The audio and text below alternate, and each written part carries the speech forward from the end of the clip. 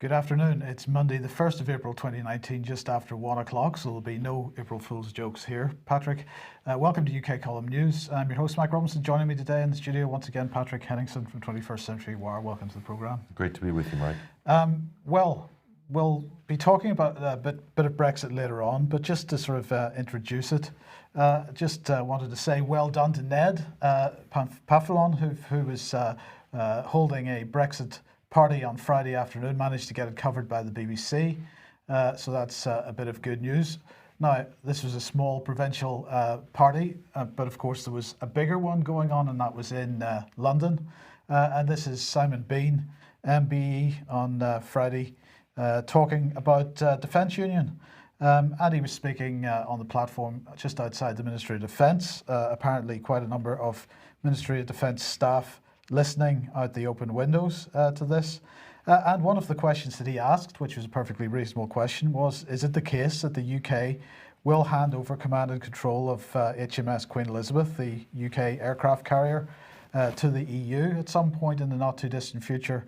There are Ministry of Defence connections to UK Defence Journal, so they thought that it would probably be a good idea to publish this article today. The headline is New EU Fleet Announced, British Warships to Take Part. They're making the claim that indeed the aircraft carrier is going to be handed over to the EU, to EU command and control.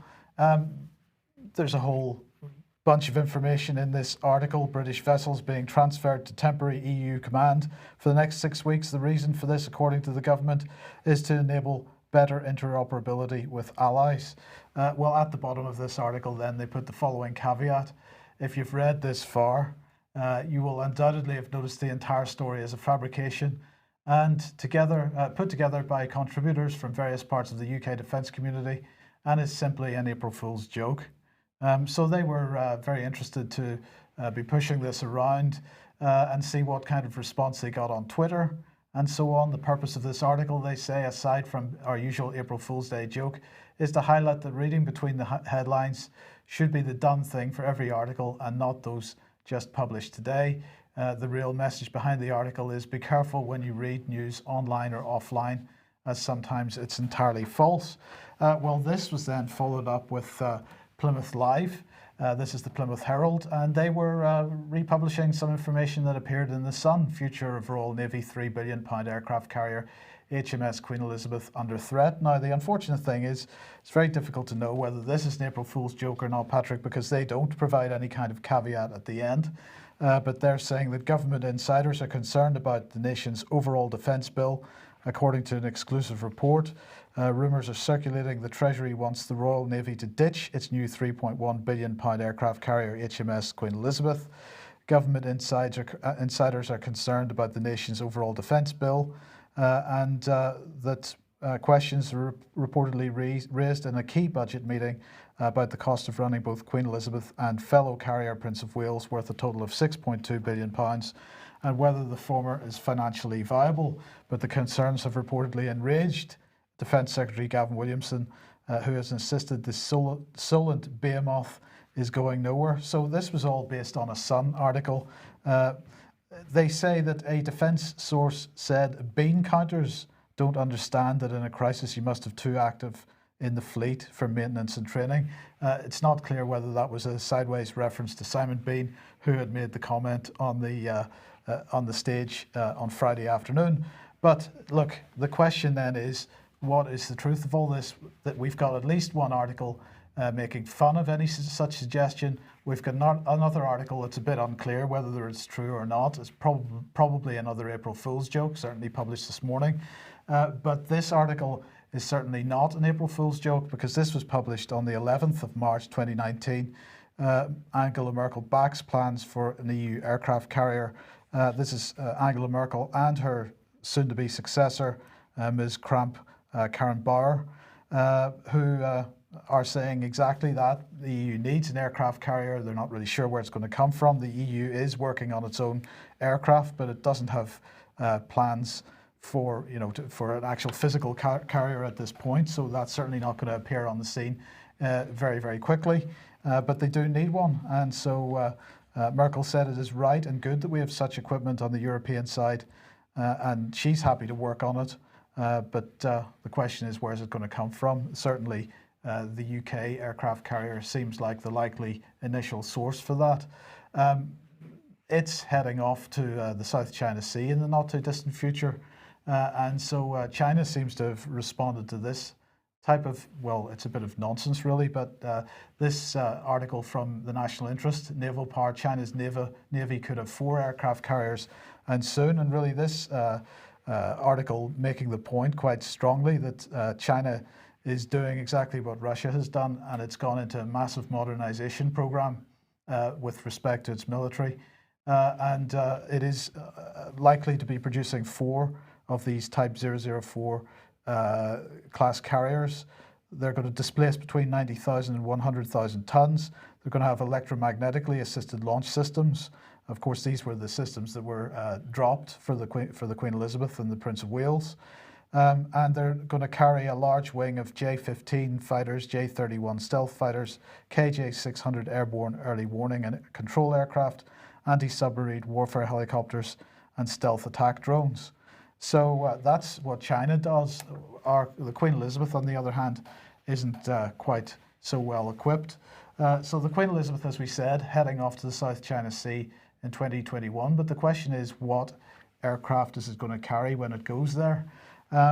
Because the F-35 remains absolutely unprepared in many, many areas. Well, how do we know that? Because Pogo publishes articles from time to time, reports on how far the F-35 is progressing. And now this is a US-based website that provides oversight on various government programs. F-35, a key one. It is well respected.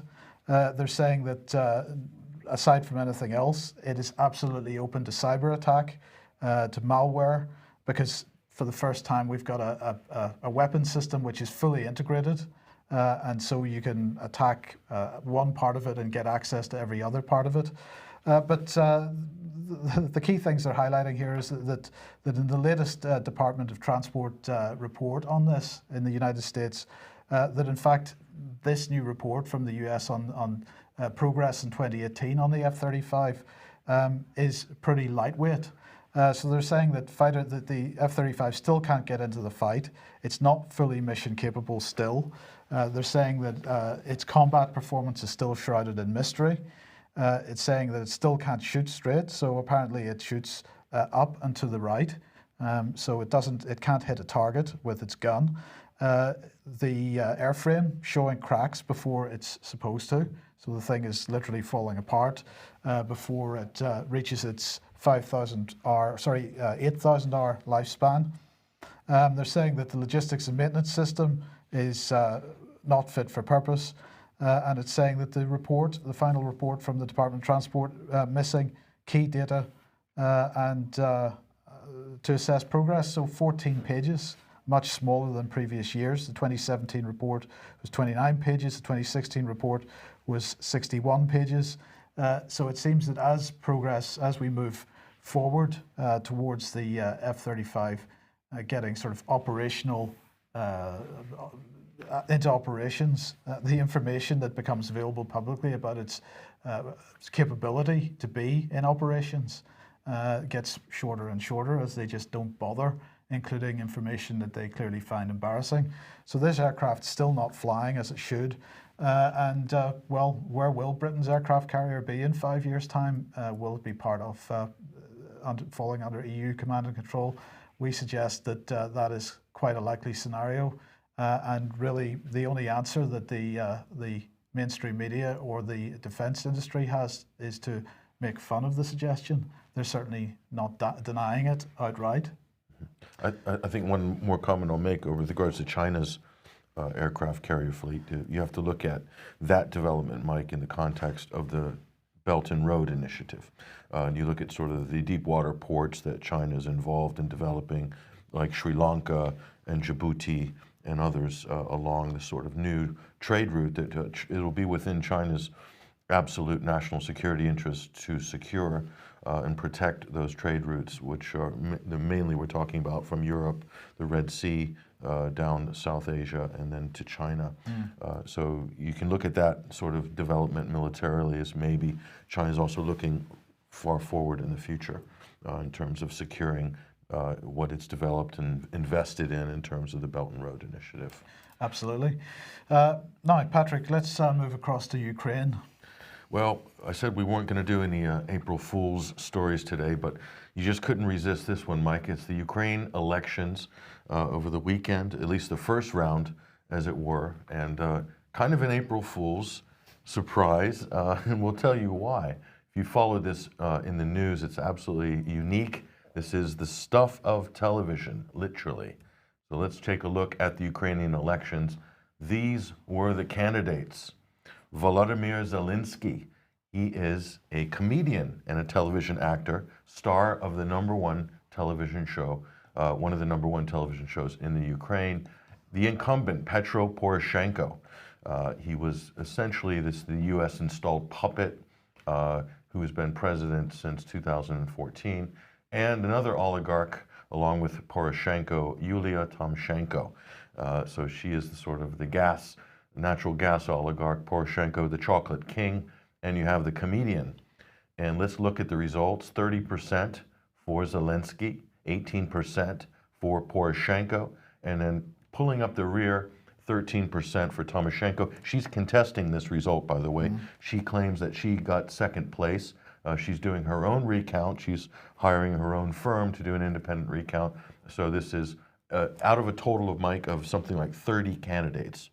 30 candidates stood in this presidential election. These were the top three. We knew that this would be the top three, but we really didn't know, and no one really knew exactly what sort of landslide would take place with Zelensky. This is a total surprise. This is a comedian. This is an actor. And what's more interesting, we'll look at his background a little bit, but this is the New York Times, no joke, Ukrainian TV comedian wins elections first rounds. Now, New York Times prefaced this, Mike, with a little bit of propaganda here.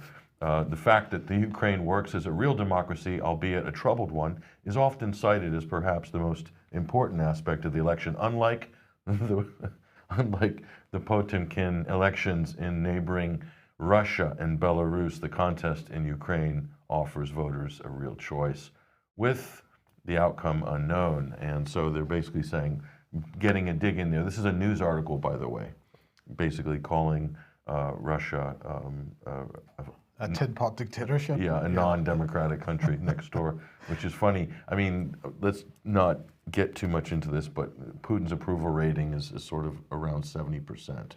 So not the same thing in the Ukraine. So here is the front runner right now. Now, there will be a second round because he didn't get the 50%, which is required for an outright victory in the first round. So there's going to be a runoff, and it looks like it's going to be Poroshenko and Zelensky. And so his television show, Servant of the People, believe it or not, Mike, believe it or not, the theme of this television show is a school teacher who suddenly found himself president of the Ukraine, battling corruption. This is what we're looking at here. Servant of the People is the show, and here he is. This is what he had to say. You may think, this is talking to the voters, you may think you're somewhere out there on the internet, and we are somewhere far away, but we are all one life together. So very Beto O'Rourke in his rhetoric here. This is the comedian. So let's look at the incumbent, and he is absolutely coming out swinging, Mike. He just is beside himself. This is Petro Poroshenko, the Russian chocolate king. And he's saying Putin wants a weak president, so he's seeded this conspiracy theory in certain sides of the Ukrainian media that this is a Russian-backed comedian, basically. These are some of the rumors we're seeing online. Here's what Poroshenko has to say. He's talking about his competitor here. He dreams of a soft, submissive, gentle, giggling, inexperienced, weak, ideologically amorphous, and politically uncertain president. Will we gift him this? So again, this is directed at some Putin plot, basically. And he continues here, getting a little bit more serious. From this very minute, we need the total mobilization of all Ukrainian patriots. That, my friends, Mike, is a dog whistle to guess who. So he's talking about the street fascists, the neo-Nazis. Those are his shock troops. So no one, says Poroshenko, has the right to leave the country's fate up to those who are casting their votes, as they say, as a joke. The jokes are over, says Poroshenko. And I think this is probably the most telling statement he made over the weekend, which is right here. On April 21st, this is the second round, we will either confirm our movement towards the EU and NATO, or we'll turn back. I would like to remind everyone that this is not a joke. That's his campaign basically into round two, Mike. So what do you think of that?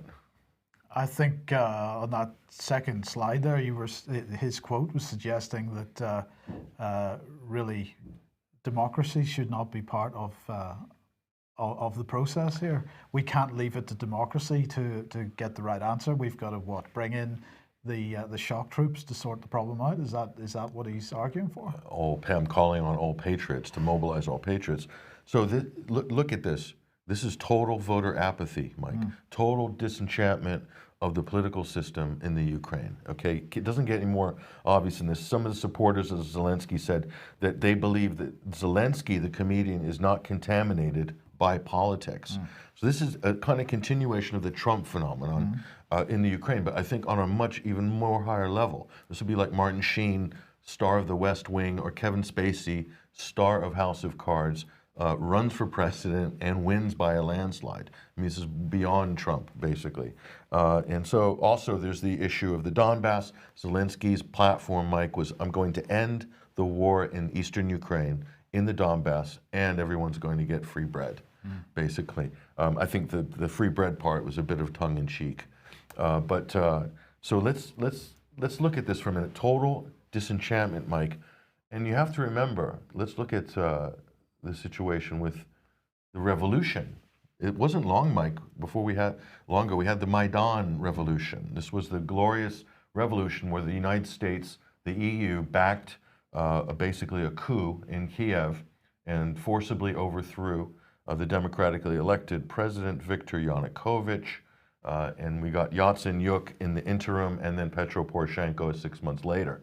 And this is basically what's happened, Mike, since the revolution. We have 13,000 dead, millions displaced, corruption's at an all-time high, oligarchs still run the country, resurgence in fascism, armed neo-Nazi factions are commonplace and actually been integrated into the Ukraine's armed forces in some cases, poor relations with Russia, that's a given, xenophobia and racism at an all-time high, debt levels at an all-time high, $5.6 billion bailout recently for Privat Bank, loss in consumer purchasing power. They have inflation issues still, loss of the Crimea, quite a large chunk of the country.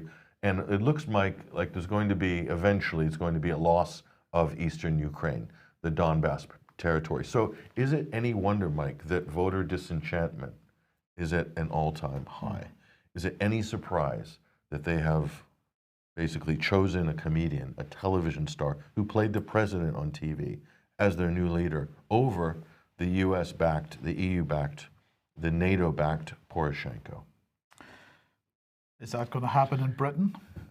It could happen these days. It probably can happen anywhere. But this seems to be a surprise. But let me withhold my judgment on this, because Zelensky has some very interesting connections. We could go into those later, especially after he wins, if he wins the next round of elections. They'll be interesting to see. This will be a tight contest, I predict. Petro Poroshenko has control of the military, effectively has control of the shock troops. So this was a 30%, 18% spread here. With Timoshenko out, Mike, Petro Poroshenko probably get some of those oligarch-type votes in there. It's going to be a very tight contest coming up on April 21st. Okay. Well, let's move to international affairs. And, well, here is an article from the Washington Post, Patrick. Britain has been shaping the world for centuries. That won't change with Brexit. Now, who could have written this? Well, it is none other than our illustrious Foreign Secretary himself, Jeremy Hunt. So he said that we have to put aside the doom-laden commentary and accept his assurance We British are neither abandoning our neighbours nor retreating from the world. We have not taken leave of our senses. Look beneath the surface, and Britain's international position remains unchanged. The United Kingdom is a small archipelago with rather less than 1% of the world's population. Alongside the United States, we have done more to shape the world we live in than any other country, and remain in the global top 5 of most important leagues. So Britain is leaving the structures of the EU, which we joined as recently as 1973, as that organisation moves from economic cooperation to political union. Now, I'm not aware that that statement has been made by a government minister in this country to the British press, but that's what he's writing in the United States. He said, but our unconditional commitment to the security of our continent long predates our EU membership and will not waver after we leave. Now, to get more on what the implications of that are, you need to have a look at last Friday's UK column news when we go into the details of what exactly government ministers mean when they use the word security with respect to the EU. But it's an all-encompassing phrase. That could mean, sorry, military unification. It absolutely means that. Military unification. Absolutely means that, yes. Right. Yes, and he went on to say Britain has been shaping the world for centuries and we are here to stay. So Britain has been shaping the world for centuries and we are here to stay. So keep that in mind, because also over the weekend, or just before the weekend, Larry Johnson from Veterans Intelligence Professionals for Sanity, that's VIPS, former CIA, was writing in the Pat Lang's blog, Sic Semper Tyrannis, and he had this to say: the conspiracy against Donald Trump, in my opinion, originated with British intelligence and persons connected with the Clinton campaign. Now, this is a point that we've made, and you've made specifically plenty of times, but he says the provocation dangle of George Papadopoulos was the result of electronic intercepts by British intelligence GCHQ, targeting people working on the Trump campaign. The collection effort generated hundreds of highly classified SIGINT messages that were disseminated in US intelligence community.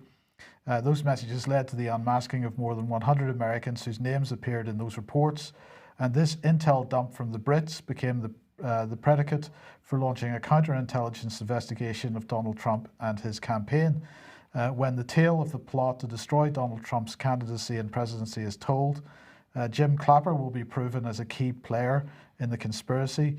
Clapper was not a passive observer. I'm told by friends who had direct dealings with Clapper during his tenure as a Director of National Intelligence that he was helping coordinate the activities of the CIA, the NSA, and the FBI in the collection and dissemination of information on Trump and his associates. So he calls Clapper a congenital liar, and so on. So it's interesting that Jeremy Hunt suggesting that the UK has always been a major manipulator in world affairs, that's going to continue. And in parallel with that, we've got a former US intelligence analyst absolutely saying that the Russiagate campaign was a British intelligence operation from the start. And I might add to what Larry Johnson said there in terms of this stitch-up of George Papadopoulos that was used to trigger the investigation. It's a comment I made on a Twitter thread with Glenn Greenwald just a few days ago, and Larry has just backed up what I said basically. But I'm going to add to that it was Joseph Mifsud and also Alexander Downer, the Australian diplomat with very tight connections with the Australian intelligence services that were involved in sort of passing Papadopoulos back and forth between them. And so they were playing a bit of tag team, those two, with Papadopoulos. And so that led to this becoming the alarm going off in the FBI that someone was interested, or the Russians were interested in Hillary's emails, for instance, or that Papadopoulos was interested in information about what the Russians had on Hillary's private server emails and so forth. It was all fabricated, basically, and it was a frame-up which they used to sort of get this whole thing going. And the worst part about it, Mike, was that it was used also to drag Papadopoulos into the whole Mueller circus.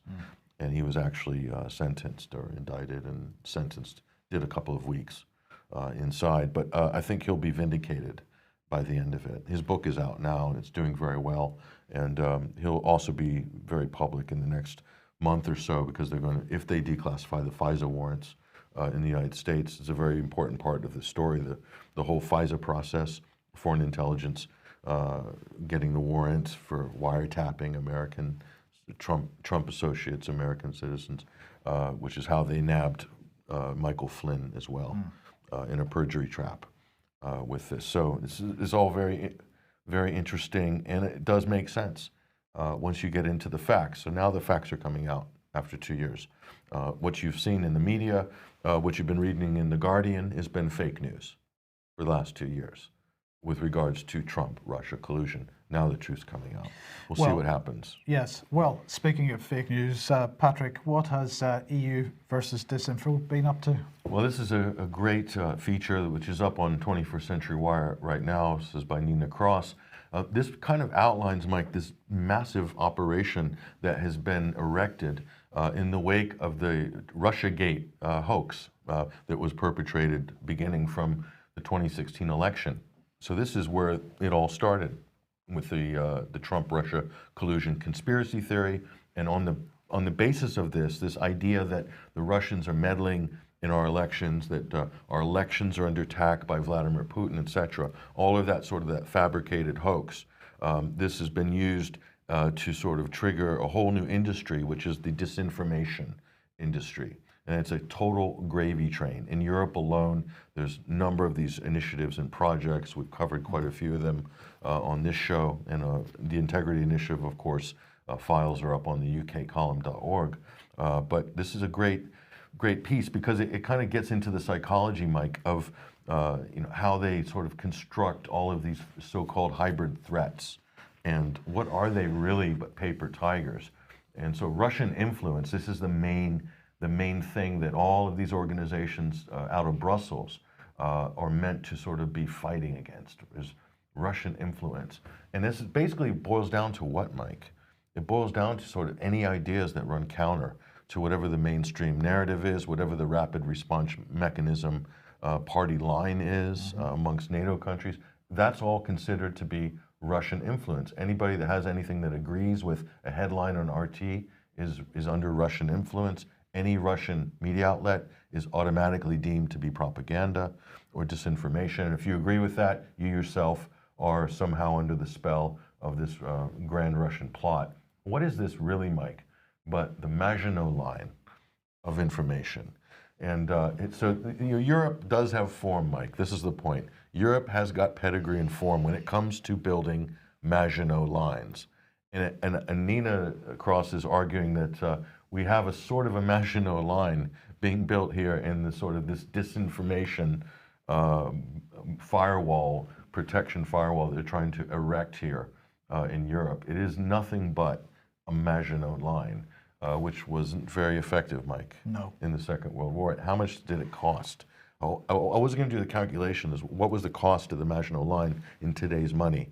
I think it would have been a lot, actually, in terms of like what France had, for defense at the time, but a big percentage of their budget. And what did the Germans do? They just went around it. So. Yeah, well, sticking with the subject of fake news, VETO, this is a documentary film, Patrick, which is highlighting some of the fake news which mainstream media, Western mainstream media, British, United States, other European mainstream media have been perpetrating on the people of Syria. Sure, yeah, this is up on 21st Century Wire right now. If you listened to the Sunday Wire last night, we had an interview with Vanessa Beeley, who's a big part of this film. She provided all the commentary for all of these exposures. Basically, what does this film show? This is a tremendous film, Mike. The VETO. You can go watch this for free right now at 21stcenturywire.com. Take this link, everybody, and share it with everybody you know on Facebook, on Twitter, on whatever social media platforms that you're on. You have to see this. Basically, this film, this is the first time anybody has caught red-handed CNN fabricating news reports in Syria. The same for Al Jazeera, and also some very shady reporting from Channel 4 News, basically. And of course, you can't talk about fakery in Syria without talking about the UK, US, and EU-funded white helmets, aka the Syrian Civil Defense. They're also exposed in this feature-length documentary film. This is a Syrian production, so this is made in Syria.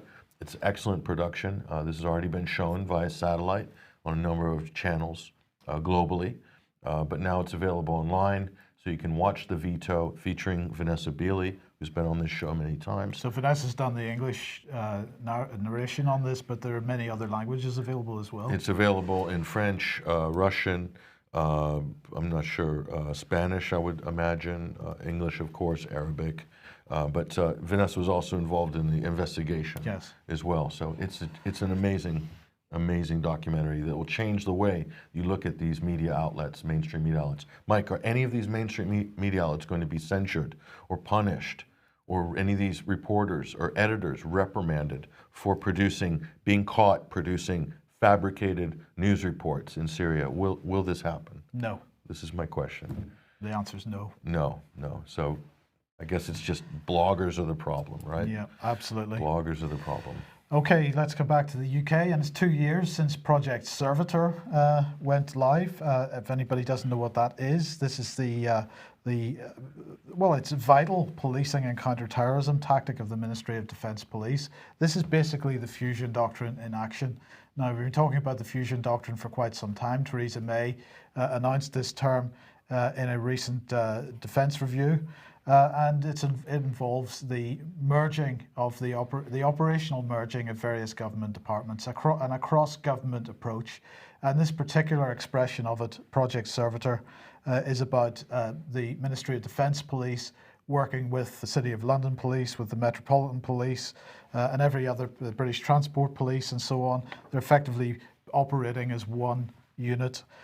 So this is 2 years since the Ministry of Defence Police launched Project Servator at HM Naval Base Portsmouth and at the Atomic Weapons Establishment sites in Berkshire.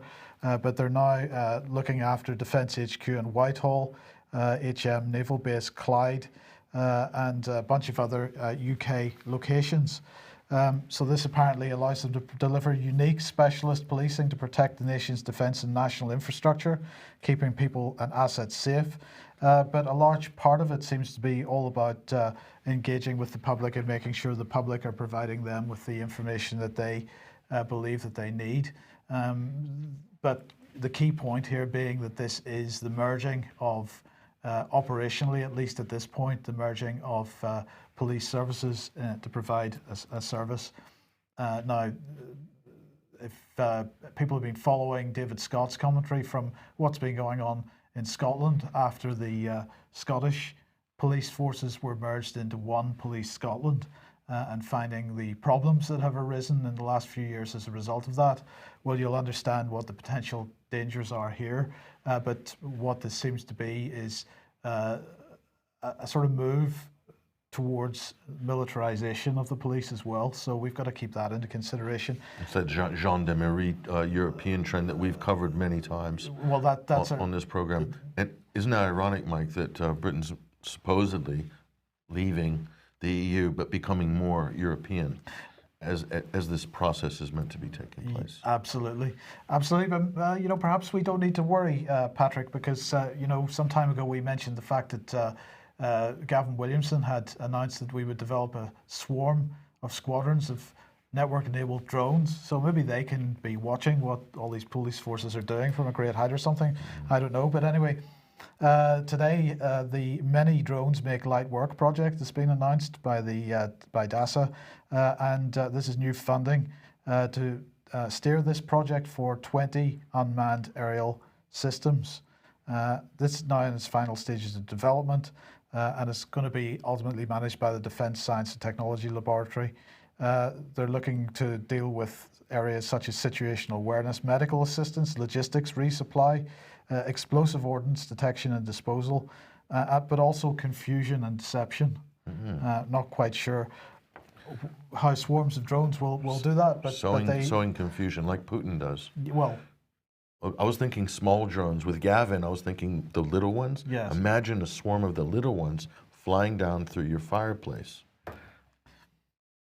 Scary, isn't it? It is after midday, but anyway, let's move on to the most important topic that I'm sure everybody's been sitting on the edges of their seats waiting for, and that is Brexit. Well, what's Tommy up to is the headline in Prospect. How Tom Watson became Labour's other leader. Now, what's this about? Well, Tom Watson is basically not ruling out getting together with Tory party members and Liberal Democrat party members, SNP party members, and setting up a government of national unity. And this has been the topic of discussion over the weekend on all the various discussion programs like Andrew Marr, for example, as we'll come on to in a second. So he's saying that a mixed cabinet would be useful if needs be, because, you know, basically like Ernie Bevan, he says, I prefer Labour governments and I hope we never get to a point where our economy or security are in peril that we need a government of national unity. But if needs must, we have then to do what's right. This view was echoed by none other than John Major, who said one way is a general election that produces a clear majority. The other is to have some sort of unity or national government. He was talking about how they were going to pursue Brexit. Apologies for the lack of labelling of who that is. And the same for Nicky Morgan here, who said it may well be that if you end up with a cross-party approach to finding a majority in the House of Commons, it might be that you need a cross-party approach to implementing Brexit. So this is this is absolutely clearly now part on right front and centre of everybody's policy. But the question is, where does this come from? This sounds very Blairite in its approach. You know, we need to take a centrist approach. We need to come together and build a government of national unity. Maybe that's the only way that we're going to achieve it. But the question is, what are we going to achieve? Because Julian Smith MP, who's the Tory chief whip, was commenting to the BBC and saying, well, basically, as a result of not achieving a terribly great majority in the 27 election, that was inevitably going to lead to people having to accept a closer relationship with the EU after Brexit. In other words, an extremely soft Brexit. Yes or no Brexit. I think, as we've said for 3 years now, that is the outcome. But let's just briefly let people know what the timetable is for this week. Tonight, there's going to be votes on Oliver Letwin and Yvette Cooper's amendments attempting to bring the customs union into the withdrawal agreement. If that's done, then perhaps Theresa May will get her fourth meaningful vote through. Tomorrow, the Cabinet are going to discuss those votes and what the response to that. Some people expecting half the Cabinet to resign immediately. On Wednesday, Oliver Letwin's going to come back and try to take control of the Commons to continue with this soft Brexit plan. And then on Thursday, there is a definite possibility that Theresa May is going to attempt to bring her deal back for a fourth time, on the basis that each time it's been voted on so far, the number of votes against has been shrinking. So the first time it was a couple of hundred, the second time was 130 or something, last week it was 60. And she thinks that this is an ongoing trend and she's going to succeed in getting this passed. I think So her argument is that the downward trend in support for her deal is actually a signal that it's going to succeed. That the downward trend in the opposition to her deal means that it's going to succeed, so she's going to try and bring it back again. Right. So yes. Will Burko, the Speaker, intervene with any surprises, do you think? Or is this going to go ahead as scheduled? I think it's going to go ahead in some way, but we'll see. We'll see what happens with Oliver Letwin's vote later on. As I say, he wants to try to include a proper customs union, and of course, if a customs union was included in the withdrawal agreement, then the worries about the backstop would disappear. You see, so that solves that problem. But we'll see what happens next. Okay, we're going to end on this, Patrick, because well, what's Creepy Joe been up to in the US? Well, look, Joe Biden, who amongst all polls, Mike, is the Democratic frontrunner for the 2020 elections. I know that might surprise some people, but a lot of polls are putting him ahead of Bernie Sanders and all the rest of the field. And here is the National Review, Mike. And the headline couldn't be any more clear. Joe Biden is done. And what is this all about? Well, it's this creepy Uncle Joe has apparently, well, he's been caught in the Me Too scandal, Mike. Lucy Flores, who was, this isn't her pictured, by the way, I don't think, but this is Ash Carter's wife, actually, that one of the many females that Biden is extra friendly with in public settings, but and not just adult females either. No, unfortunately not just adults. Correct. So Lucy Flores, 35, ran for lieutenant governor of Nevada, and Biden showed up at one of her events, and this was sort of classed by her as sexual abuse. What he did in terms of like similar to kind of heavy breathing in the ear, groping, and she said it was just really disgusting and couldn't. It changed the way she looked at him as a political figure and as a person. But anyway, there's a whole string of these sort of incidents with Biden, and it looks like this should kill any chances of him being a serious Democratic candidate, Mike. Well, will it? Because the thing that strikes me is that like many of these public figures that eventually, I'm not making any allegation against Joe Biden here, but if we look at other public figures that have had these types of allegations, it's been going on for a very long time, and in general, the public turns a blind eye. In the case of Joe Biden, this type of behavior has been going on for a very long time, and up until now, the public seem to have been turning a blind eye. Is he actually done? Is the public finally getting to the point of saying enough's enough? The question is, who's the public, Mike? This is the big question. Well, the voting public, isn't it? Well, it's the voting public, but have a look at Creepy Joe for a minute. The people who've been turning a blind eye have been the Democratic partisan mainstream media. That's CNN, MSNBC, The Washington Post, The New York Times, NBC, ABC, CBS, and the LA Times. The major media outlets, CNN, in the United States, have ignored all of Joe Biden's just abhorrent behavior over the last 8 years. This is right through the Obama presidency, but it even goes back further than that, Mike. Okay? And all of Democratic voters viewed Biden as a potential challenger to Donald Trump. So they all went and zipped it, basically. Ooh, let's not say anything because we don't want to hurt the chances that he could beat Trump. All the polls say he'll beat Trump, so let's use that sort of don't criticize Joe Biden. And this is where it's got them right now. Now you have a whistleblower who stepped forward, and she's got a story to tell. It's gone national. And the only thing we see coming out of the Democratic camp, for the most part, Mike, is apologists about, oh, this is just the way Joe Biden behaves. He's overly affectionate, overly tactile is another word that came up in a news report. I mean, the thing that struck me about that is that image that they've chosen from that video. Ash Carter was in the room at the time giving a speech, standing right next to her, and if anybody has seen that video, it really is quite creepy. Yeah, and I would like to see Ash Carter or somebody come up and sort of comment on this story, or some of these people, or the many parents of children who were on stage with Joe Biden while he was being overly tactile, as his supporters would say. Is someone going to speak up about it? And Barack Obama, who was the president, they were together for 8 years. He gave Joe Biden the Medal of Freedom. That was the last thing Obama did as president. The #1 highest level award you can get in the United States. Joe Biden got it from Obama just a week before Donald Trump was inaugurated.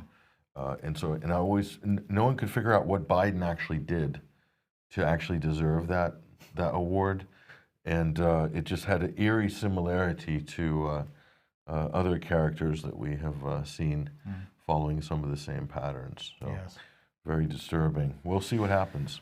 Okay, well, we'll leave it there. Thank you very much, Patrick, for your contribution today. Thank you for joining us. We will be back at the same time, 1 p.m. as usual on Wednesday. We will see you then. Bye-bye.